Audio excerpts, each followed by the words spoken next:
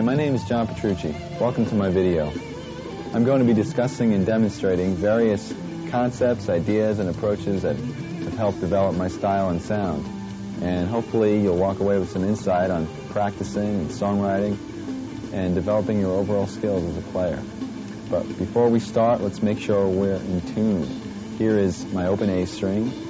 Get that in tune with your A string and then tune the rest of your guitar to that. I'll see you when you're done.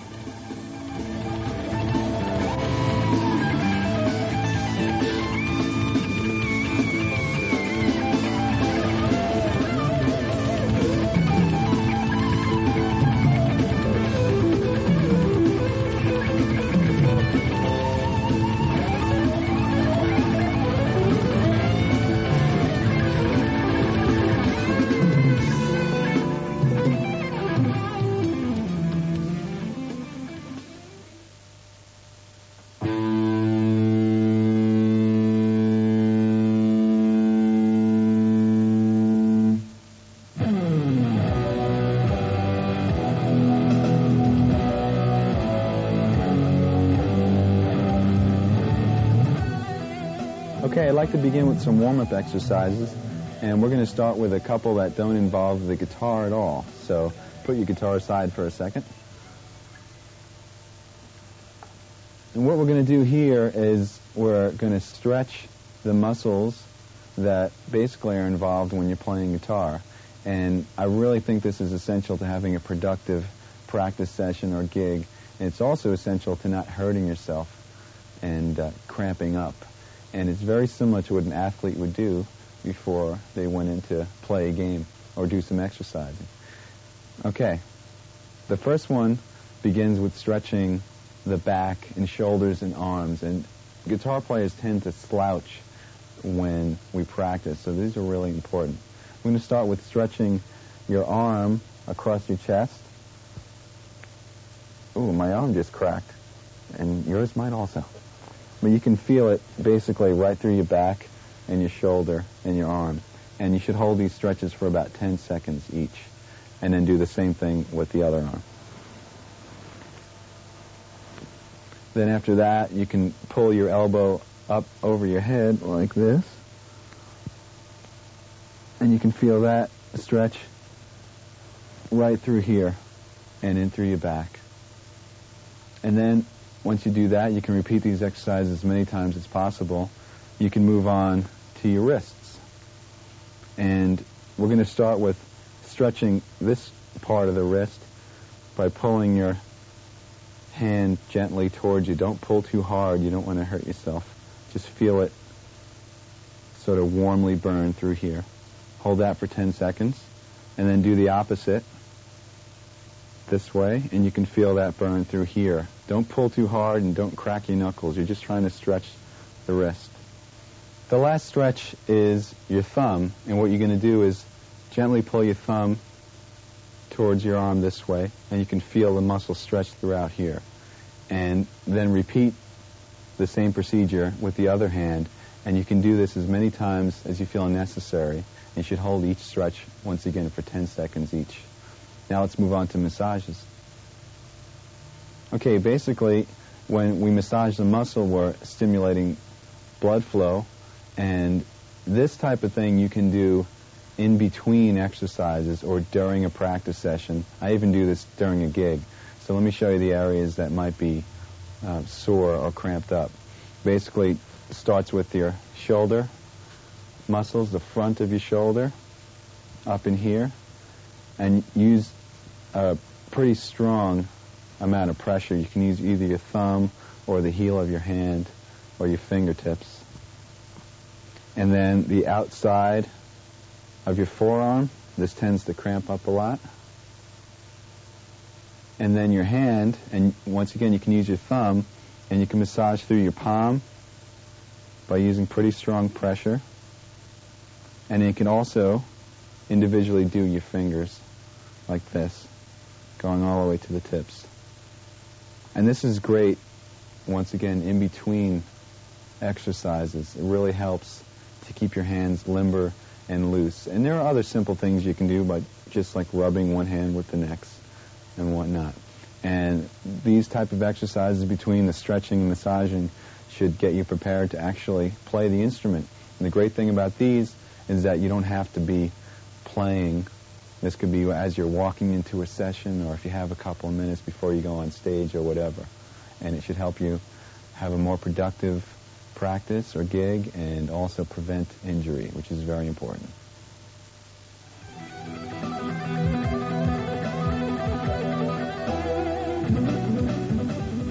Okay, now I'd like to demonstrate some warm-up exercises as applied to the guitar. So pick up your guitars again.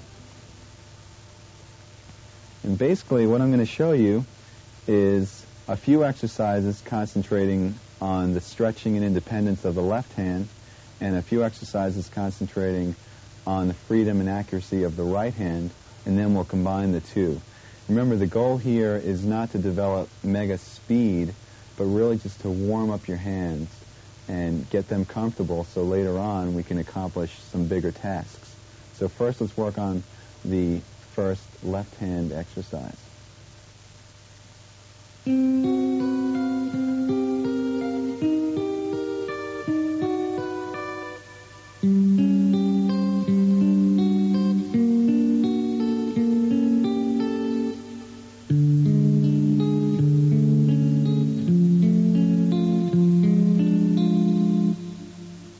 I suggest that you start this exercise higher up on the neck, because once we get into some stretches, it's going to be a little bit difficult as you go down low where the frets are bigger. And basically, your right hand isn't really that important right now. I was playing the notes separately. You can play them as chords if you'd like. You can play them without a pick. It really doesn't matter. We're concentrating on the left hand. Make sure that the notes ring out clearly, because what we're really working on is the stretching and independence of your left hand. Also use a pretty strong pressure. Now what's happening here is that I'm playing on 4 adjacent strings with a basic chord shape. That sounds pretty ugly. In fact, most of these chord shapes sound ugly, so turn your volume down when you're practicing. And then we're taking the 2 inside fingers, 2 and 3, and we're reversing them like this. Then we're taking your 2 outside fingers, 1 and 4, and reversing them. And then taking the 2 inside fingers and putting them back to their starting position. The next step is to just move up the chord shape to the next string group. So between the A and the B string, and repeat the same motion, and then move up to the last string group between the low E and the G string, and repeat the same 4 chords again.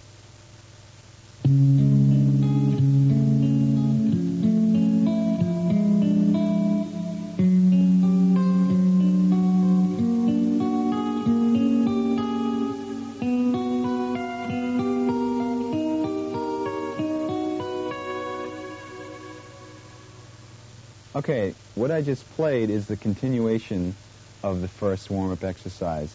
Basically, when you're through, you're going to have a sequence of stretches that continue down the neck. So this is considered part 2. And what I did is I started in our original position, which was between the low E and the G, and we were in the 10th position, and I stretched the first finger down a half step and kept the rest where they were, and did the same sequence of finger moves. So in other words, then reversing the 2 middle fingers, then the 2 outer, and then the 2 middle again, and just continued up to the next string group, and then to the final string group again.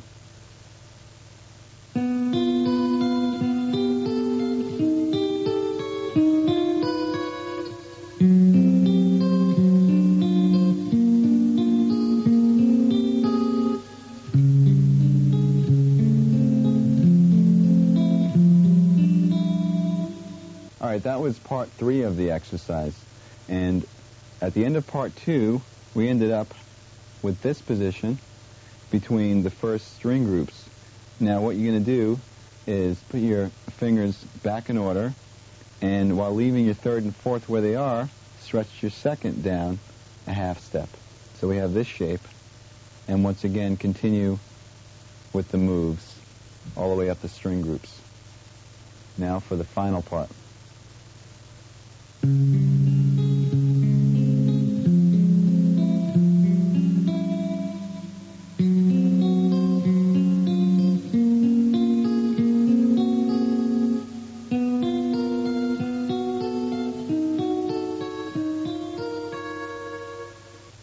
Okay, that was the final part, and if you haven't guessed already, what we did is we moved our third finger down a half step while keeping the pinky where it was. So we had this shape. This time the stretch is between your third and fourth finger, and continue with the pattern until we got up to the first set of strings again. And then all you do is you bring your pinky down a half step, which brings you to the exact same shape that you started with, but you're a half step lower, because we started originally in the 10th position, now we're in the 9th position. And that's the first warm-up exercise. Okay, the second warm-up exercise for your left hand is basically a variation of the one that we just finished. You can start in the 10th position again with the same setup, and we're going to do the same moves.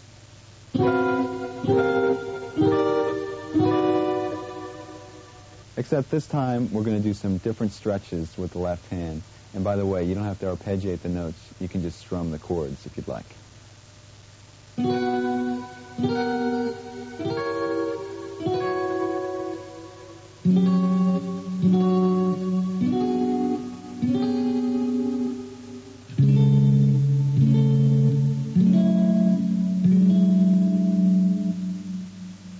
Okay, this stretch was different in that instead of moving one finger down a half step, we move the first finger down a half step and the fourth finger up a half step. So we have a double stretch between the third and the fourth and the first and the second. And then we did the same exact moves.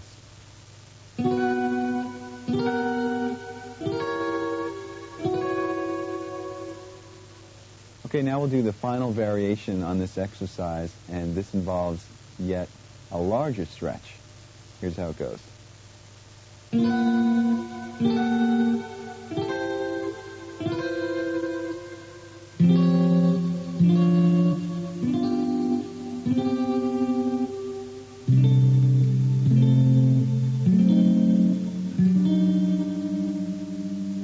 All right, what we did here on the final variation is instead of just having a stretch between the first and second and the third and fourth, we have a half-step stretch now between every finger.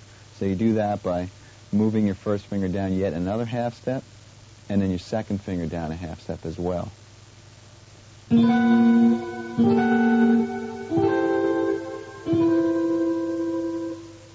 Remember when doing these exercises to make sure that the notes ring clearly, and see just how far down the neck you can go by moving downward by half-steps. Now, for all you crazy guitarists out there, there is one more variation that involves some super stretches. Remember, don't hurt yourself.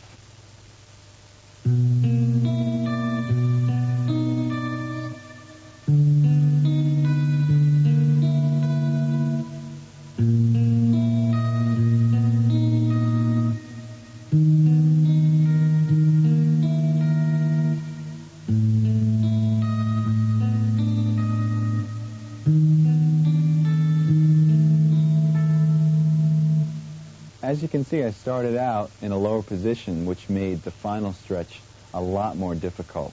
Let me break it down for you now. With this exercise, instead of having all your fingers on adjacent strings, we start with the two middle fingers, 2 and 3, on the two middle strings, D and G, and your first and fourth fingers on the low and high E strings. And then you just continue with the same moves that we've been doing throughout.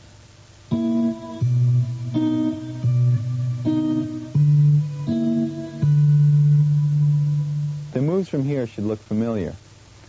We move the first finger down a half step, and the fourth finger up a half step, and then the first finger down one more half step, and the second finger down another half step, creating a full step between each finger for the ultimate stretch. What I usually do is I play these exercises in sequence, one after the next, without stopping. I start on the 12th or 10th fret and work my way down chromatically until I can't stretch anymore. Now let's turn our attention to right hand exercises, and you can give your left hand a rest.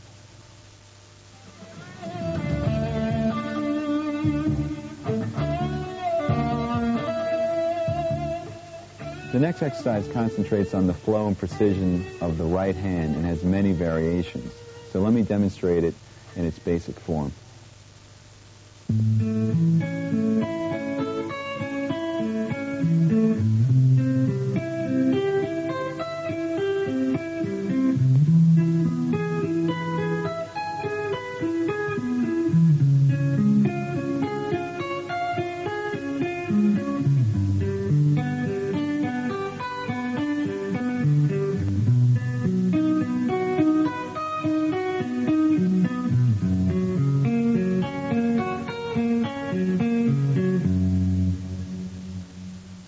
As you just heard, that exercise involved notes that were being arpeggiated intervallically. So let's talk about the left hand shapes that I was going through. It's based off of a major bar chord form with an added third, except you're playing the notes separately.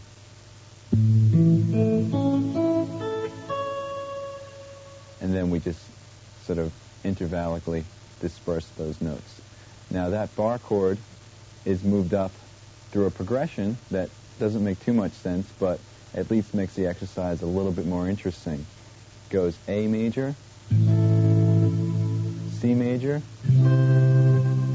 E major, C sharp major, G major, B major, and F sharp major. All right, now let me show you the pattern that we're doing throughout the chord or arpeggio. We're starting on the root, we're skipping a string, and going to the next note in the arpeggio. Then you're going to the second note of the arpeggio, in this case which is E, skipping a string again. Then to the third note of the arpeggio, the fourth. So we have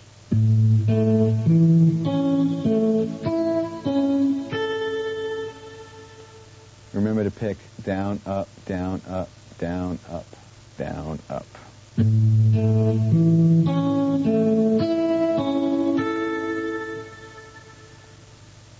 To descend, you start on the added third, which is C sharp on the E string, and skip down to the G string.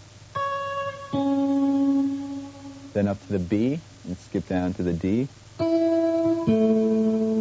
Up to the G, skip to the A.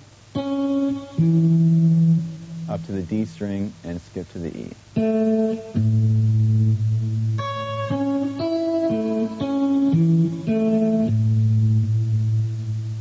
Remember, once again, to keep your right hand picking consistent. Down, up, down, up, down, up, down, up. Don't let that falter at all. So here's what it sounds like when you combine the two.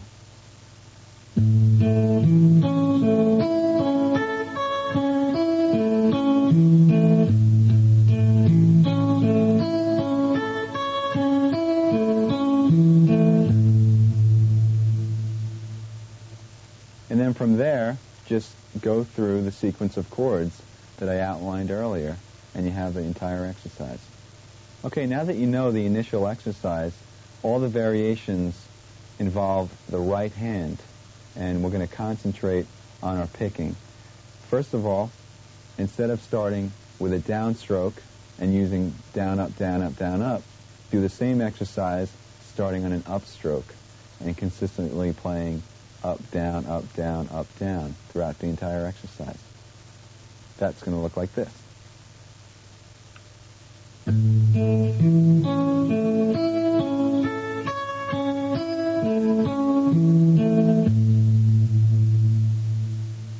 It might be a little bit more difficult at first, but the reason we're doing this is so in any situation you'll be able to pick. You're not always going to have the comfort of starting on your favorite stroke, whether it's down or up. You should be able to sort of get through anything that comes your way. Now, the other variations involve playing more than one time on each note. We're going to start with playing twice on each note, then 3 times on each note, and then finally 4 times on each note. Not only that, but starting each sequence with a down and then with an up. So let me demonstrate through the one chord what these will look like on your right hand. We'll start with the doubles, starting on a down.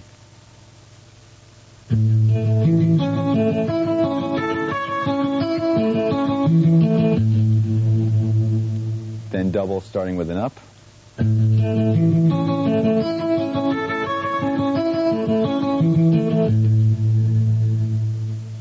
Then 3 times starting with a down.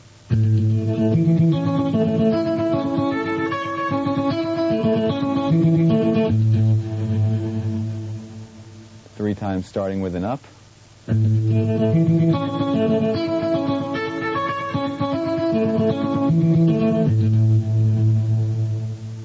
4 times starting with down.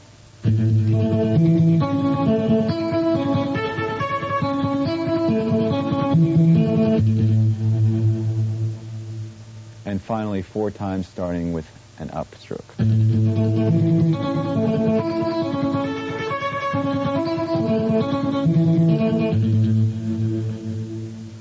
All right, what you're going to do is play each one of those variations through the entire chord sequence.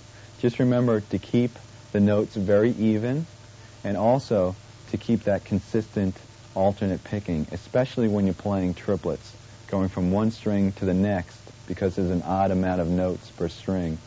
Really, really watch that you are keeping a consistent down, up, down, up. Now let me demonstrate what it would sound like playing 2 notes per string through the entire sequence, just so you can have an example.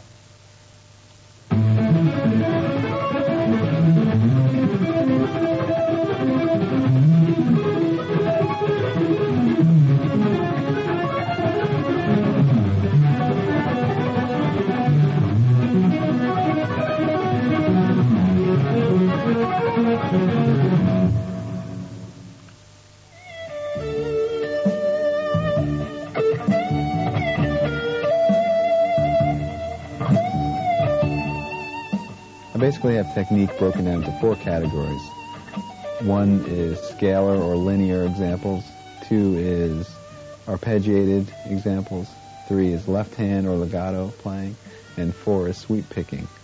And what I do is I have files in a file cabinet, and I collect information from videos and books and lessons and whatever, and I file them according to topic.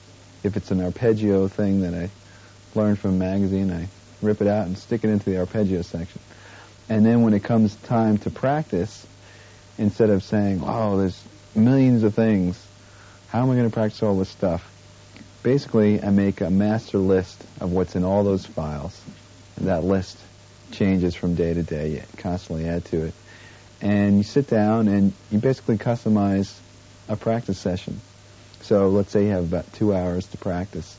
I personally have 4 categories, so I'd pick one item from each one of those categories and practice that item for a half hour. Move on to the next. Practice that for a half hour. And then by the time I'm done, after 2 hours, I've covered the entire topic of technique.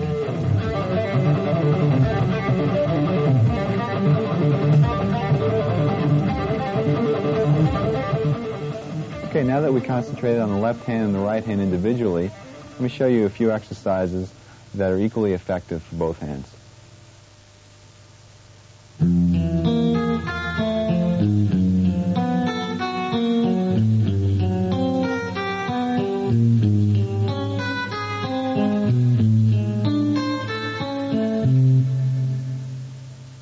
Okay, this exercise starts with your first finger on the low E string on the first fret in the first position.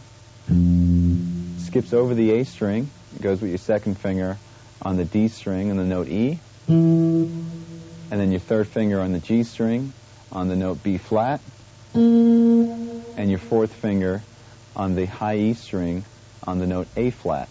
And your right hand is picking, once again, down, up, down, up.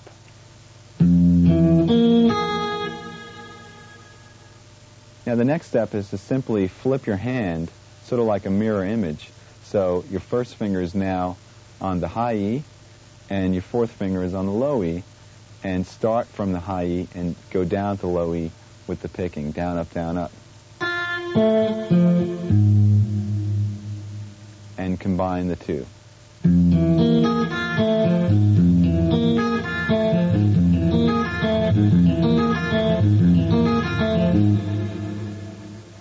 What I did after that is I ascended chromatically, and you should take this all the way up to the 12th fret, and then descend using a similar but slightly different pattern.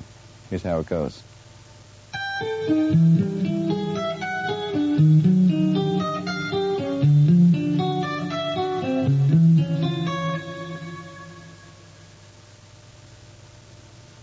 Okay, all I did there is instead of starting on the first finger and ascending 1, 2, 3, 4, we started on the pinky on the high E and descended 4, 3, 2, 1.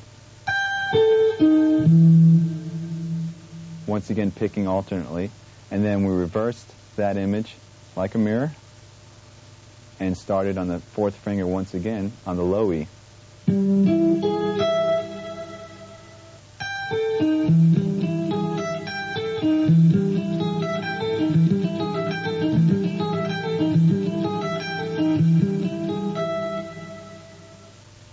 All right, since this exercise involves alternate picking through string skips, make sure that your right hand picking is very accurate and that you keep your pick close to the string so you don't hit the string that you're actually skipping. It's called efficiency of motion. Now, you should also practice the same exact exercise starting on an upstroke as well to make sure that you're ambidextrous. No.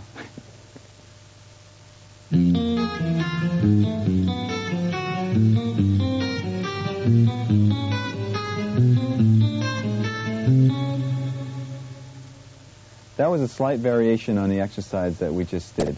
Instead of playing the notes in order, 1, 2, 3, 4, I'm playing 1, 3, 4, 2, 1, 3, 4, 2. And the notes and skips are exactly the same. Make sure you keep the picking alternate. Let me show you now the descending version.